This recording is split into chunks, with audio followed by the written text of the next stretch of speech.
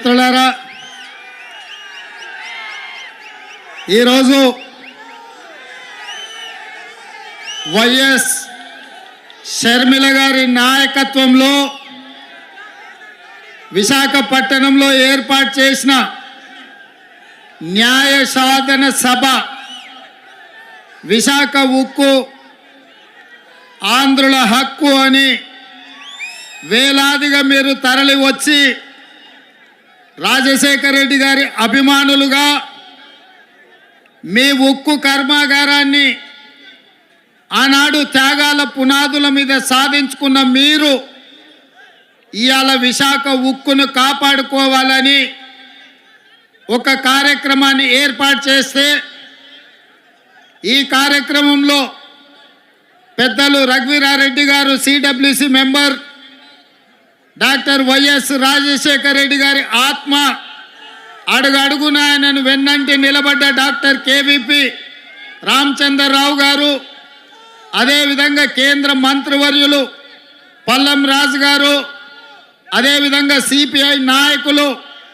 నారాయణ గారు, సిపిఎం నాయకులు, అదేవిధంగా కాంగ్రెస్ పార్టీ కార్యనిర్వాహక అధ్యక్షులు, జిల్లా పార్టీ అధ్యక్షులు మిత్రుడు రుద్రరాజు గారు, అదేవిధంగా మండల పార్టీ నాయకులు, గ్రామస్థాయి నాయకులు, రాజశేఖర రెడ్డి గారి అభిమానులందరికీ కూడా హృదయపూర్వకంగా నమస్కారం తెలియజేస్తున్న మిత్రులారా,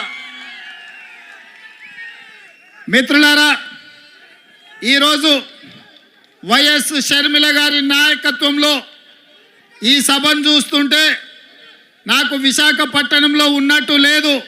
హైదరాబాదు నగరంలో, తెలంగాణలో నేను నా కార్యకర్తలతో ఏర్పాటు చేసిన సభ ఎంత విజయవంతం అవుతుందో, వేలాది మంది వచ్చి అండగా నిలబడతారో ఇవాళ ఇక్కడ చూస్తుంటే నాకు హైదరాబాదు నగరంలో కాంగ్రెస్ పార్టీ సభను ఏర్పాటు చేసినట్టుగా ఉంది. వాస్తవంగా నేను ఈ సభకు రావాలనుకున్నప్పుడు కొంతమంది మిత్రులు అన్నారు, అక్కడ కాంగ్రెస్ పార్టీ లేదు కదా, మీరెళ్ళి సభ వైఫల్యం చెందితే మనకు చెడ్డ పేరు వస్తుంది కదా అని.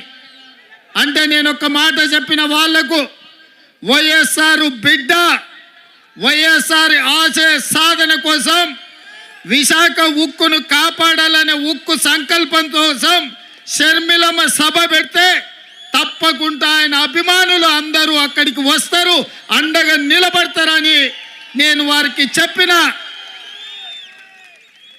ఆ నమ్మకం, విశ్వాసం డాక్టర్ వైఎస్ఆర్ మీద మీరు చూపించి షర్మిలమ్మను ఆశీర్వదించి విశాఖ ఉక్కును కాపాడుకోవడానికి వచ్చినందుకు మీకు అందరికీ మనస్ఫూర్తిగా ధన్యవాదాలు తెలియజేస్తున్న మిత్రులారా,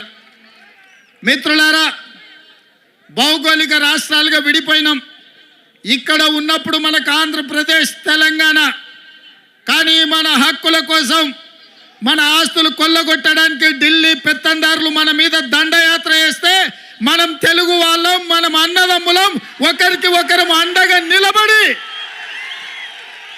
ఢిల్లీ నుంచి సుల్తానులు వచ్చినా, జాగీర్దారులు, జమీందారులు వచ్చినా తెలుగు గడ్డ మీద ఇటుక పెళ్ళను కూడా తీయలేరు, విశాఖ ఉక్కును ఒక ఇంచు కూడా కదిలించలేరు అని చెప్పి నేను ఈ సందర్భంగా తెలియజేయదలుచుకున్నా.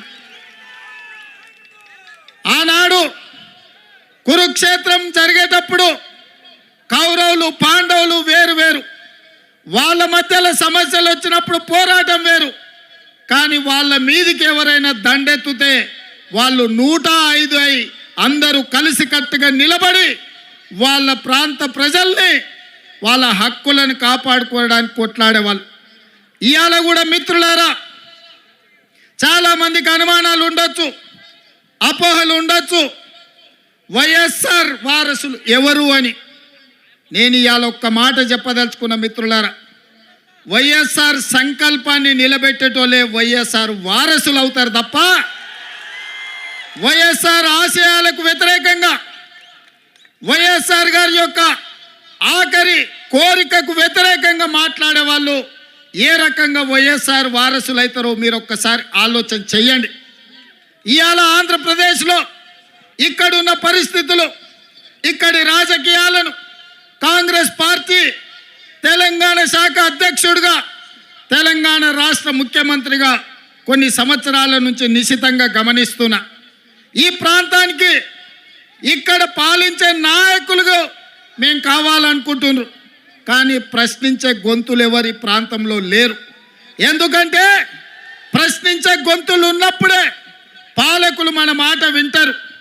ఢిల్లీలో ఉన్న మోడీ ఇవాళ ఈ ప్రాంతం మీద ఆధిపత్యం చెలాయించాలనుకుంటున్నాడంటే ఈ ప్రాంతం నుంచి మోడీని ప్రశ్నించే వాళ్ళు లేకపోవడం వల్లనే ఇవాళ మీ హక్కుల గురించి ఎవరు మాట్లాడతలేరు. 10 ఏళ్ళైనా మీ పోలవరం పూర్తి కాలే.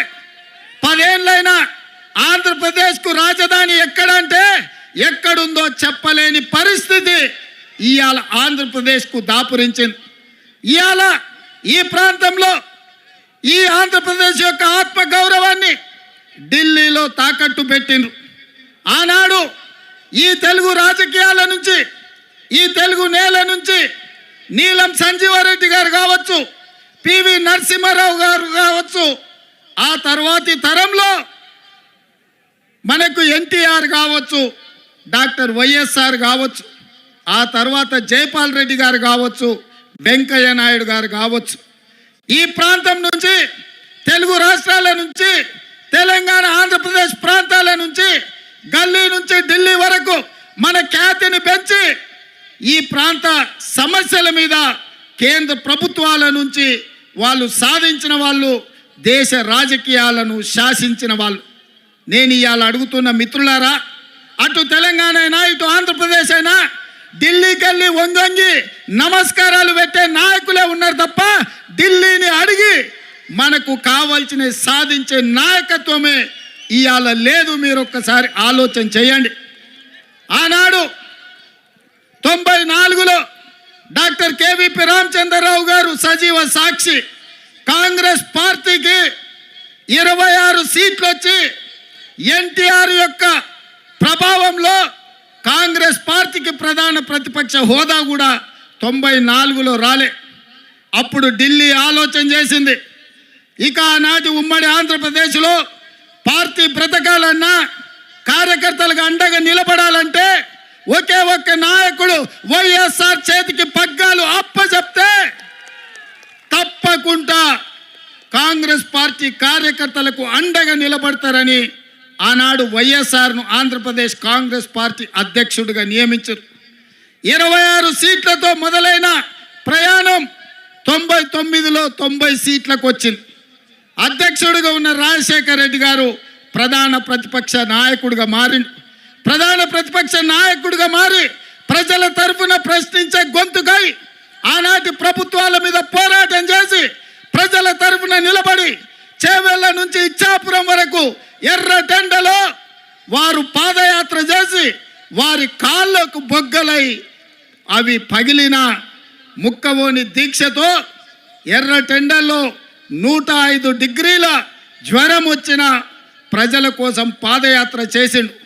రాజశేఖర రెడ్డి గారు ఆనాడు పాదయాత్ర చేసి ప్రజల కష్టాలు తెలుసుకొని దళితులు, గిరిజనులు, బలైన వర్గాల కోసం, ఆదివాసీల కోసం, అడవులలో ఉండే బిడ్డల కోసం, మహిళల కోసం, మైనారిటీల కోసం వాళ్ళ సమస్యలను అడిగి వాళ్ళ గుండె చప్పుడు విని 2004లో ఇందిరమ్మ రాజ్యం తెచ్చిండు. కాంగ్రెస్ను అధికారంలోకి తీసుకొచ్చిండు. 33 ఎంపీలను గెలిపించి కేంద్రంలో యూపీఏ ప్రభుత్వాన్ని ఏర్పాటు చేసిండు. ఆనాడు కేంద్రంలో ప్రభుత్వం ఏర్పడ్డదంటే, ఆంధ్రప్రదేశ్లో అధికారంలోకి కాంగ్రెస్ వచ్చింది అంటే రాజశేఖర రెడ్డి గారు ముక్కవోని దీక్షతోటి ఆనాడు పోరాటం చేసిండు. ఆ పోరాటంలో కూడా కమ్యూనిస్టులు కలిసి వచ్చిండ్రు. సిపిఐ, సిపిఎం కూడా ఆనాడు డాక్టర్ వైఎస్ఆర్తో కలిసి పేద ప్రజల కోసం ఎర్ర జెండా ఎత్తిండ్రు. ఎర్ర జెండా కూడా ఆనాడు కాంగ్రెస్తో కలిసింది. ఆ విధంగా పాదయాత్ర చేసి ప్రజల యొక్క ఆలోచన తెలుసుకొని, అందుకే రాజశేఖర రెడ్డి గారు రైతులకు మొట్టమొదటి సంతకం ఎల్బీ స్టేడియంలో అధికారంలోకి వచ్చిన రోజు ఉచిత కరెంటునిచ్చి రైతులను ఆదుకోవాలి, రైతుల మీద ఉన్న అక్రమ కేసులు తొలగించాలి. దొడ్లోకి పోయేటోళ్ళే ఈ ఆంధ్రప్రదేశ్లో 25 ఎంపీలు మోడీ ఖాతాలో ఉండేటివే. మీరు ఈడ అనుకోవచ్చు మేము ఈ పక్కన ఉన్నాం లేకపోతే ఆ పక్కన ఉన్నామని. అయ్యా జగన్ రెడ్డి పక్కన ఉన్నా, పెద్దలు చంద్రబాబు నాయుడు గారి పక్కన ఉన్నా, వీళ్ళిద్దరు కలిసి ఢిల్లీలో వెళ్తే మోడీ పక్కనే ముత్యాల ముగ్గులో రావు గోపాలరావు పక్కన ఇద్దరు ఉంటారు, తందానా తానా అనేటోళ్ళు. వీళ్ళిద్దరు అదే కదా ఢిల్లీకి వెళ్తే. ఢిల్లీలో వీళ్ళు ఎవరైనా మోడీని అడుగుతారా? మోడీని నిలదీస్తారా? మీ ప్రాంతం కోసం ఏమైనా తెస్తారా? మరి ఒకవేళ తెచ్చేటట్టు అయితే 5 ఏళ్ళు వారున్నారు, 5 ఏళ్ళు వీరున్నారు.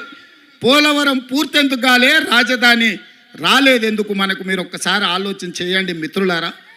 వాళ్ళిద్దరూ పాలన చేసే నాయకులు కావాలనుకుంటున్నారు, వాళ్ళిద్దరూ ప్రశ్నించే గొంతులు కావాలని అనుకుంటలేరు మిత్రులారా. ఇవాళ అందుకే నేను అబద్ధాలు చెప్పదలుచుకోలే, అలవి కాని మాటలు మీకు నేను చెప్పదలుచుకోలే. వాస్తవంగా మీకు కావాల్సింది పాలకులు కాదు, మీకు కావాల్సింది ప్రశ్నించే గొంతుకలు. ఎందుకంటే ఈ ప్రాంతం సమస్యల మీద జాతీయ స్థాయిలో నిలదీసే వాళ్ళు, నిటారుగా కొట్లాడే వాళ్ళు కావాలి. వెన్నెముక లేని నాయకత్వం మీ సమస్యల్ని పరిష్కరించదు. నిటారుగా నిలబడి కొట్లాడే నాయకత్వం మీ సమస్యల్ని పరిష్కరిస్తారు. అందుకే మీరు ఒక్కసారి ఆలోచన చేయండి. 78లో మొదటిసారి వైఎస్ఆర్ గారు ఎమ్మెల్యేగా అయిన తర్వాత మొదటి రౌండ్లోనే మంత్రి అయిండు. ఎన్నిసార్లు అధికారం వచ్చినా వైఎస్ఆర్ గారికి అవకాశం రాకపోయినా ఈ 3 రంగుల జెండాను, ఈ కండువాను కప్పుకొని గాంధీ కుటుంబానికి అండగా నిలబడ్డాడు. ఎవరి దయా దాక్షిణ్యాలతో ఆయన అధికారంలోకి రాలే. ఆయన నడిచిండు. ఆయన రక్తాన్ని చెమటగా మార్చి ప్రాణహిత చేవెళ్ళ నుంచి ఇచ్చాపురం వరకు తన రక్తాన్ని దారబోసి కాంగ్రెస్ను అధికారంలోకి తెచ్చి ఆ తర్వాతనే ముఖ్యమంత్రి కుర్చీ ఎక్కిండు. మరి ఇయాల మిత్రులారా, షర్మిలమ్మ ఇక్కడేదో ఉందని అట్లా పోయి కుర్చీలో కూసుంటాను రాలే. అన్ని ఆలోచన చేసింది, నాతో మాట్లాడింది. అన్నా నేను అక్కడికి పోతున్నా, ఏం చేయాలి అంటే, ఎందుకమ్మా ఆడ ఏం లేదు కదా అన్న ప్రజలు కష్టాలలో ఉన్నారు. ఇక నేను నిర్ణయించుకున్నా, వైఎస్ఆర్ మా నాన్నగారి ఆశయ సాధన కోసం ఈరోజు ఆంధ్రప్రదేశ్ ప్రజలు కష్టాలలో ఉన్నారు, వాళ్ళకు అండగా నిలబడడానికి నాకు వయసు ఉంది, ఓపిక ఉంది, వాళ్ళ కోసం కొట్లాడే శక్తి ఉంది. నేను మళ్ళా వెనక్కి వెళ్తున్నా. వైఎస్ఆర్ బిడ్డగా, ఆయన రాజకీయ వారసురాలుగా ఎక్కడైతే పోగొట్టుకున్నామో అక్కడనే మొదలు పెడతాం. వైఎస్ఆర్ ఆశయ సాధను ఆంధ్రప్రదేశ్ గడ్డ మీద జెండా బాతుతాం. నేను కొట్లాడతా, నేను కాంగ్రెస్ పార్టీని నిలబెడతా, ఆంధ్రప్రదేశ్ హక్కులను సాధిస్తా అని వారు చెప్పారు.